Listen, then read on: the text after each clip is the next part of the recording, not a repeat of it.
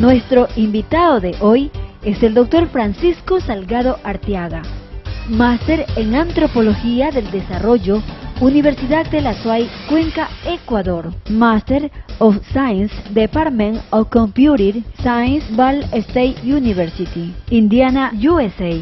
Doctorado en Administración, Universidad Andina Simón Bolívar, sede Ecuador. Ex vicerrector de la Universidad de la SUAY. Ex decano general de investigaciones de la Universidad de la SUAY. Ex director general de posgrado de la Universidad de la SUAY. Ex vocal del Consejo Nacional de Evaluación y Acreditación de la Educación Superior del Ecuador, CONEA-CEACE.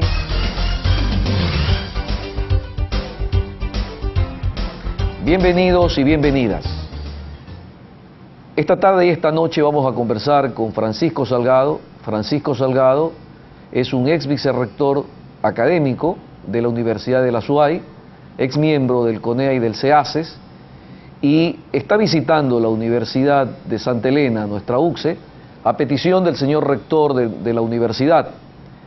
La UCSE ha iniciado algunos procesos, no algunos, muchísimos procesos, en torno al mejoramiento y al aseguramiento de la calidad. Francisco Salgado nos visita y a propósito de esto vamos a dialogar esta tarde y esta noche. Francisco, buenas noches. Tus primeras palabras. Muy buenas noches, Guillermo. Para decirles en primer lugar que me siento honrado con la invitación que el señor rector Jimmy Candel y tú me hicieran para estar presente en la Universidad de la Península de Santa Elena. Y además, no solamente honrado, sino con mucho gusto de estar en un lugar que se ha caracterizado en el país por ser una tierra de acogida para todos. Yo creo que el sentirse a gusto es algo fundamental en lo que nosotros hacemos, sabiendo, por supuesto, que el camino hay que andarlo y hay que recorrerlo. Yo creo que lo que vivimos en esta época, que son situaciones de cambio fuerte para todos, tienen que también tener este ingrediente de que podemos disfrutar del cambio si estamos asumiéndolo y sabiendo que es para mejor. Esta época de cambios, en ese contexto, las universidades del mundo están sufriendo cambios. ¿Hay cambios? ¿Cuáles son estos cambios? ¿Cómo podríamos, en una pincelada rápido, puntualizar los cambios que las universidades están sufriendo, especialmente en el mundo occidental? Creo que hay dos cambios fundamentales a los que estamos asistiendo justamente en este momento. El uno, y es lo que comentábamos en el seminario que hoy hacemos en la UCSE, es justamente el advenimiento de la posibilidad de los cursos masivos en línea a nivel mundial. Este rato hay al menos 3 grandes organizaciones de las mejores universidades norteamericanas que ofrecen cursos gratuitos a nivel mundial.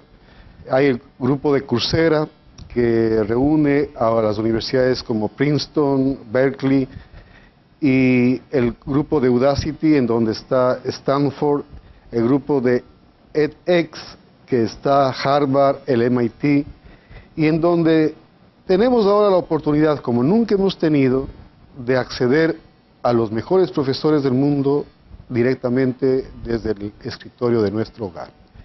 Este es un cambio muy significativo, como algunos lo han dicho, como fue en su momento el advenimiento de la imprenta, que sacó el monopolio de la información de los grupos relacionados con la iglesia de ese entonces y puso al público la posibilidad de llegar a información que de otra manera no hubiera tenido la posibilidad de hacerlo. Sabemos, por ejemplo, que con esta posibilidad se llegó a que la gente que podía leer podía tener acceso directamente a los libros. Si pensamos, por ejemplo, en lo que significó el Quijote, que su producción, es decir, la impresión de la primera edición del Quijote, más o menos tuvo una duración de 2 años hasta que podría haber llegado al público la primera parte del Quijote. Ahora, nosotros inmediatamente tenemos la posibilidad de que algo que se produce podemos accederlo en línea. Nosotros aquí en Ecuador, eso que tú estás puntualizando, ya hay una oferta online en el Ecuador y fundamentalmente más que universidades norteamericanas y universidades europeas. Ahí también se puede señalar o se podría precisar la confianza que se puede tener en ese tipo de oferta académica que hoy hay a través de Internet? Bueno, yo creo que ese es un tema clave, ¿no? La confianza en que realmente eso signifique un entorno provechoso para el aprendizaje. Pero el cambio fundamentalmente está que estos cursos que han surgido últimamente son cursos de carácter gratuito, que no hay que pagar por ellos. En donde, claro, ahora tenemos la posibilidad de que podemos comparar a nuestros profesores de nuestras universidades, de nuestra aula, con los mejores profesores del mundo. Ese es un gran cambio. Sin costos, casi. Sin costo. No, absolutamente, ningún costo. Al menos que lo que uno tiene que pagar por el uso de la Internet. Claro, y aún así, porque si vas a un sitio donde hay Wi-Fi, te instalas con tu computadora y estás ahí, sí, accediendo a los mejores profesores. Además de esto que tú estás puntualizando, ¿qué otro elemento puede caracterizar hoy a las universidades en el occidente y que signifiquen un gran cambio? Digamos, creo que se está afirmando la importancia de entender a la universidad como un sitio para la generación del conocimiento. Que sí es una transformación de la tradicional idea de que únicamente formamos profesionales. Yo creo que esto es un cambio importante y un cambio que tiene que ver con lo que está pasando también en el país. Es decir, hay que producir nuevo conocimiento. Exacto. ¿Verdad? No se trata de que simplemente repitamos lo que otros han hecho, sino que compartamos lo que nosotros mismos hemos hecho. Ahí el rol del docente universitario cambia. Ya no es simplemente el docente que va al aula, da una charla magistral y luego se retira. Ahora está obligado a investigar, a indagar, a levantar proyectos. Exactamente. Y en esos proyectos acompañar a los estudiantes, para que juntos con él vayan creciendo y vayan también aprendiendo a generar su propio conocimiento. Eso es lo que ahora decimos, ¿no? El aprendizaje a lo largo de la vida. Nunca terminamos de aprender. Pero ¿cómo podemos hacer que los estudiantes realmente nunca terminen de aprender, sino dándoles las posibilidades de que ellos mismos aprendan cuando se están formando? Y aprender por sí mismo significa también la posibilidad de equivocarse. Esto es algo muy importante. Ahora, esto que estamos señalando, esto último, en el caso del Ecuador, para bajarnos del mundo al Ecuador, en el caso del Ecuador, el docente universitario, algunos lo han denominado docente taxi, especialmente en las grandes urbes como Quito y Guayaquil. Aquel docente que daba horas de clases en una universidad y luego se pasaba a otra y luego se pasaba a otra. Al parecer, uno de los cambios que se está introduciendo en la Universidad Ecuatoriana es terminar con esa precarización de la docencia universitaria.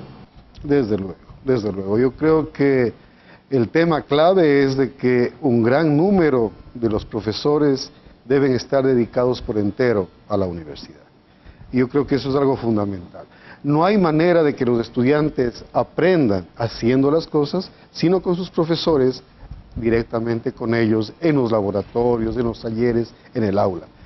En un set como este, porque yo creo que ahí se aprende mucho, ¿no? Por ejemplo, si los estudiantes de comunicación tienen la oportunidad de estar con profesores que ya tienen un camino recorrido, no solamente a nivel del país, sino a nivel internacional, como tu caso, por ejemplo, ese es un gran aprendizaje que se puede compartir, y sin necesidad de decirlo, sino viviéndolo, no haciéndolo. Yo creo que es la mejor manera incluso de disfrutar del aprendizaje. En el 98 la Constitución de la República coloca el tema de la evaluación y la acreditación.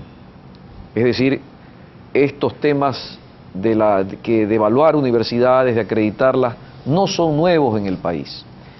Sin embargo, ocurrió que del 98 al 2008 el ritmo fue muy lento. Daría la impresión de que muchas universidades ni siquiera se enteraron del asunto. ¿Cuál es tu impresión como alguien que ha estado en el CONEA y en el CEACES? ¿Cuál es tu impresión? ¿Qué ocurrió del 98 al 2008 en el Ecuador que el ritmo fue tan lento? Yo creo que no se asumió la importancia que tenía la evaluación y la acreditación para mejorar, ¿no? Yo creo que se le vio al principio como un tema punitivo, como la posibilidad de que nos sometíamos a alguien externo que a lo mejor podía poner el dedo en la llaga y decirnos los problemas que teníamos. Entonces no queríamos, porque esa cultura todavía no la habíamos desarrollado. No queríamos que nos vengan a ver qué es lo que estábamos viendo y queríamos tranquilamente seguir lavando los trapos sucios en casa. Y yo creo que ese fue el problema fundamental, porque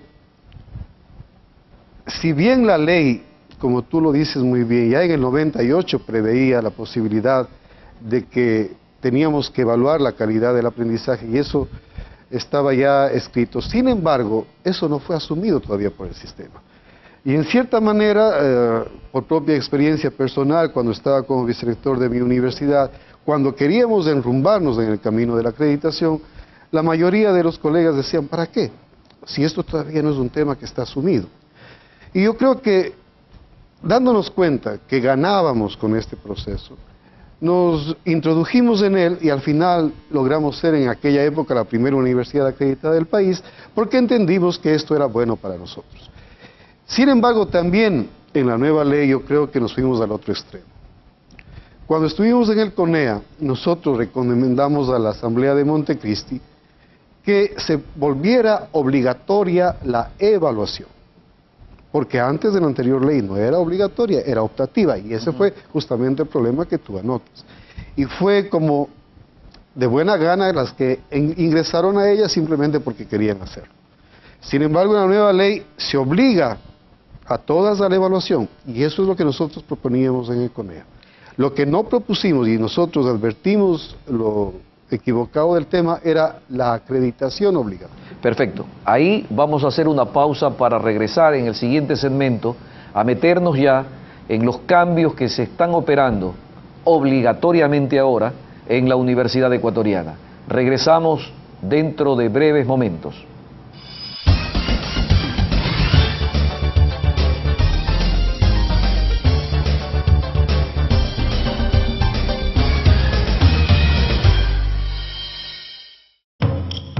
Ven a conocer el centro de galerías paleontológicas más importante del Ecuador. Megaterio, mastodonte, caballo americano, armadillo gigante y milodonte. Quedarás impactado de ver una extremidad de mastodonte juvenil y una osamenta gigante de megaterio de 4 metros de altura, algo nunca antes visto en nuestro país. Ciudadela Universitaria, vía La Libertad Santa Elena. Para reservación, contáctenos al 042-784-305, extensión 106, o a la página web www.upse.edu.es/megaterio. Museo Paleontológico Megaterio. La verdadera historia está aquí. Formar profesionales competentes, comprometidos con la sociedad y el ambiente, en base a una alta calidad académica, a la adopción y generación de conocimientos científicos y tecnológicos, respetando y promoviendo nuestra identidad cultural.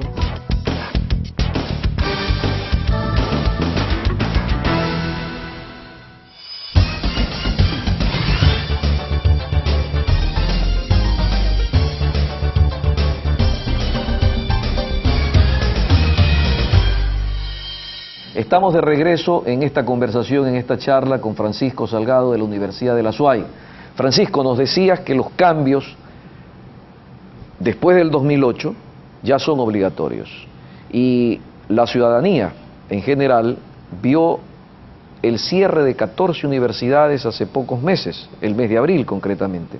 Esta depuración de universidades, que es el primer gran hecho que se produce luego del 2008, ¿cuál es tu opinión? ¿Cuál es tu juicio? Porque conversando con otros amigos del continente, en realidad es un hecho inédito en América Latina la clausura de 14 universidades. Sin duda que lo es. Yo creo que esto es un hecho inédito, pero que yo creo que decirlo claramente, era necesario. Era necesario. Y yo lo que creo que debíamos de distinguir eran dos hechos. Una fase de evaluación obligatoria para todo el mundo, para que cumpla aquellos aspectos mínimos para ser una universidad, como es en otras partes del mundo. En Colombia, por ejemplo, ninguna universidad puede funcionar si no pasa este certificado de evaluación. Pero la acreditación en casi todos los países del mundo es de carácter optativo. Es decir, esto ya es de excelencia. Es decir, para funcionar hay unos requisitos. Unos requisitos mínimos, ¿no? que están en la ley y todo esto, como por ejemplo lo que la propia ley ecuatoriana dice. Y un proceso de acreditación que, sin ser muy complejo, es riguroso y exigente. Claro, pero quienes se enfrentan a ello, que generalmente son programas específicos, carreras específicas, evidentemente se entiende que quieren lograr algo mucho más allá que lo que normalmente se lo puede hacer dentro de lo que oficialmente se exige. Y eso es lo que ocurre en el mundo. Ya hablar de acreditación es únicamente un tema voluntario y que va hacia la excelencia, hacia lo superior. Sin embargo, como ya está esto en la Constitución, hay que respetarlo, ¿no? Entonces la acreditación en nuestro país es obligatoria. Obligatoria y es institucional para los programas y para las carreras. Exactamente, o sea, esto es algo muy grande, ¿no? Porque lo que teníamos en la anterior ley y cuando trabajábamos en el CONEA era únicamente de carácter institucional. Ahora, y yo creo que eso está bien, ¿no? Porque al final es el impacto directo en la formación de las personas, es en cada carrera y en cada programa.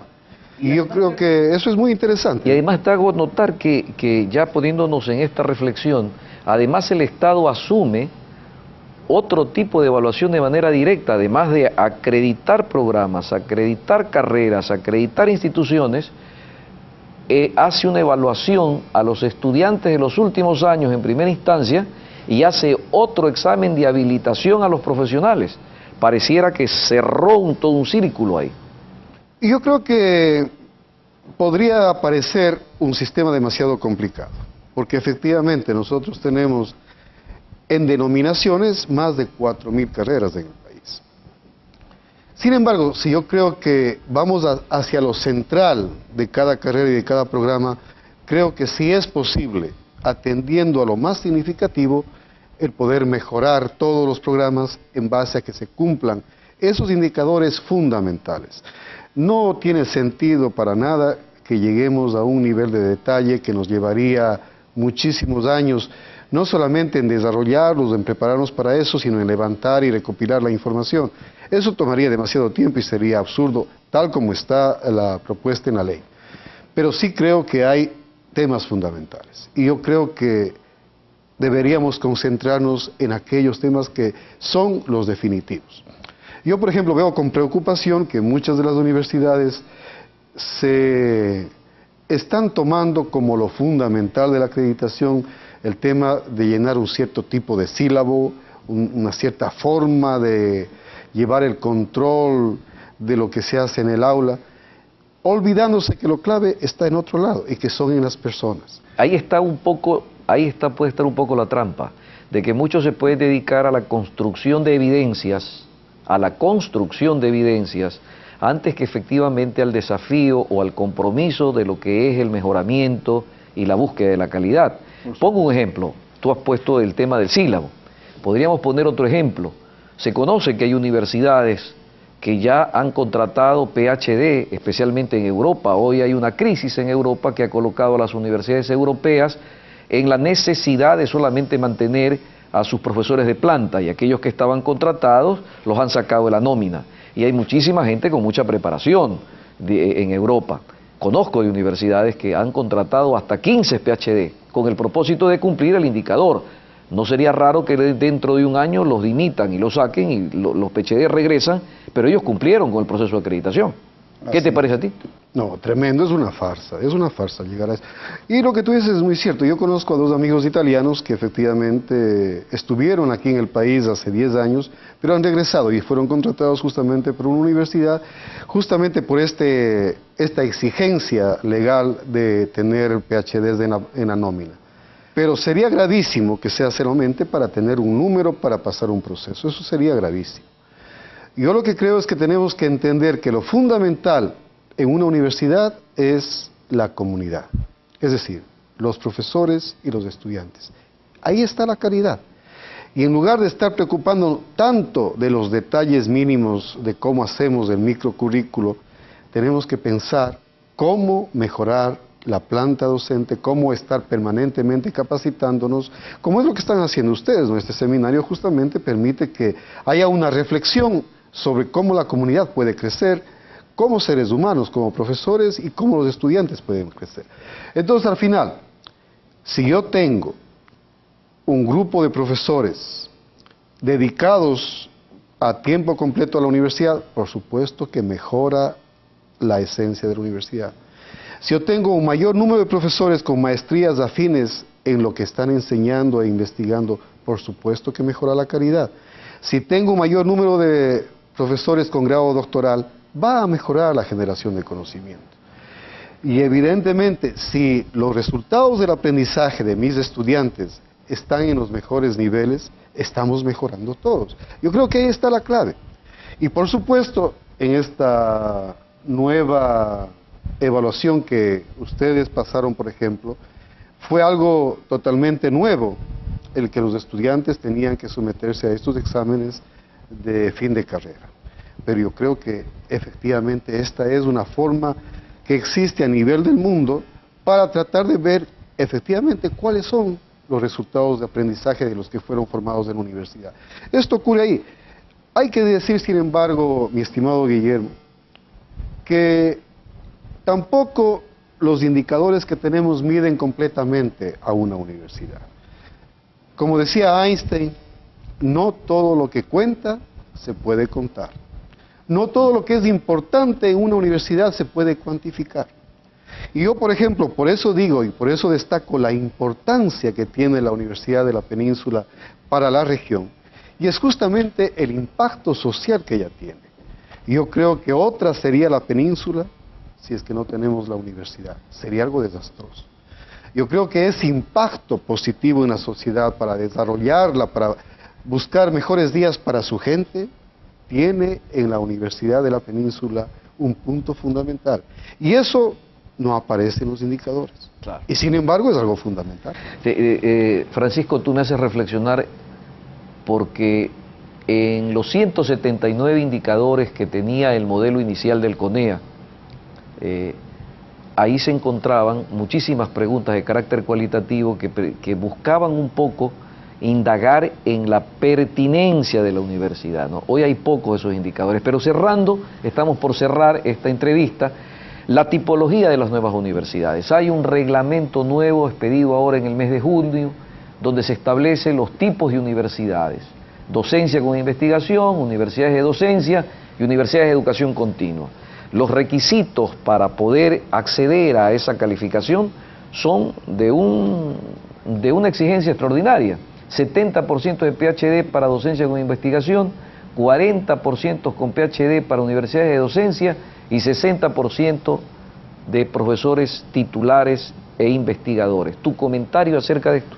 Yo creo que este reglamento, que es transitorio, más bien debería hacernos pensar a nosotros en la necesidad de la tendencia hacia dónde debemos caminar. Yo creo que evidentemente eso debería ser la meta que deberíamos llegar después de a lo mejor 10 o 15 años. Pero no podemos discutir, independientemente de los porcentajes, de que es deseable que tengamos profesores con grado doctoral que generen conocimiento, que tengamos profesores mayoritariamente a tiempo completo. Eso es deseable para la calidad de la universidad. Sin embargo, evidentemente, el tema del porcentaje no va a ser posible alcanzarlo en los próximos años inmediatos. Pero sería un error pensar también que como la meta o el baremo, para usar los términos actuales, es demasiado alto, entonces ¿para qué vamos a trabajar en ello? Eso yo creo que es una equivocación. En Europa, por ejemplo, esa es un poco lo que se busca en la universidad, como vimos justamente contigo en este curso que tuvimos la suerte de compartir. El modelo de la Universidad Española es justamente ese, el tener un 70% de profesores con grado doctoral en las universidades con énfasis en investigación. Pero eso lo están logrando al cabo de 20 años de haber iniciado el proceso. Entonces yo creo que si bien los porcentajes son excesivos para este momento, no debemos caer en el error de creer que eso simplemente es algo descabellado y por lo tanto no debemos caminar allá. Yo creo que tenemos que apreciar la importancia de tener profesores con grado doctoral, tanto dentro de la planta actual de aquellos profesores y profesoras que puedan capacitarse a ese nivel, cómo acoger a los jóvenes que se están formando fuera para que vengan a constituir parte de nuestra planta docente e investigadora. Mantener la mirada en el horizonte. En el caso de la UCSE, nosotros aquí, en los programas que hemos mantenido en A Fondo, hemos profundizado en el proyecto Spondylus, ese gran proyecto que tiene la UCSE de cara al 2020. Francisco, para concluir, tus últimas palabras y tu cierre. Como lo dije al inicio, realmente un honor y un placer estar aquí y ser parte de este proceso de construcción en que, a pesar que de alguna manera nos ha sacudido realmente, sin embargo yo creo que es para bien, tanto a nivel de la universidad como a nivel del sistema de educación superior ecuatoriano y por supuesto para la sociedad. Y muchas gracias por haberme invitado, Guillermo. Gracias a Francisco, con ustedes, queridos amigos que nos siguen programa a programa, buenas noches.